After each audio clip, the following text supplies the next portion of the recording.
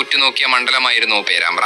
ഇടതുപക്ഷത്തിന്റെ ഉരുക്കുകോട്ടയെന്ന് വിശേഷിപ്പിക്കപ്പെടുന്ന പേരാമ്പ്രയിൽ CPM കരുത്തനും LDF കൺവീനറുമായ TP രാമകൃഷ്ണനെ അട്ടിമറിച്ചുകൊണ്ടാണ് Fathima ജയിച്ചു കയറിയത്. പതിറ്റാണ്ടുകളായി ഇടതുപക്ഷത്തെ മാത്രം തുണച്ച ചരിത്രമുള്ള പേരാമ്പ്രയിൽ ഇത്തവണ മാറ്റത്തിന്റെ കാറ്റാണ് വീശിയത്.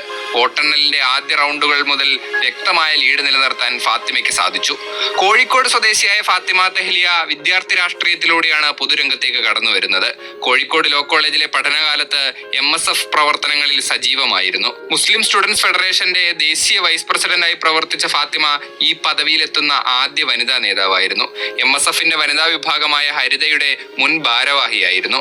ഹരിതയിലെ ആഭ്യന്തര പ്രശ്നങ്ങളിലും നേതൃത്വത്തിനെതിരെയുള്ള പരാതികളിലും ശക്തമായ നിലപാടുകൾ സ്വീകരിച്ചതിലൂടെ ഫാത്തിമ വാർത്തകളിൽ സജീവ സാന്നിധ്യമായിരുന്നു. തദ്ദേശ തിരഞ്ഞെടുപ്പിൽ കോഴിക്കോട് കോർപ്പറേഷനിലെ കുറ്റിച്ചിറ വാർഡിൽ നിന്ന് മികച്ച ഭൂരിപക്ഷത്തോടെ വിജയിച്ചിട്ടുണ്ട് എന്നതും ഫാത്തിമയുടെ തിരഞ്ഞെടുപ്പ് ചരിത്രത്തിൽ പ്രസക്തമായ അധ്യായമാണ്.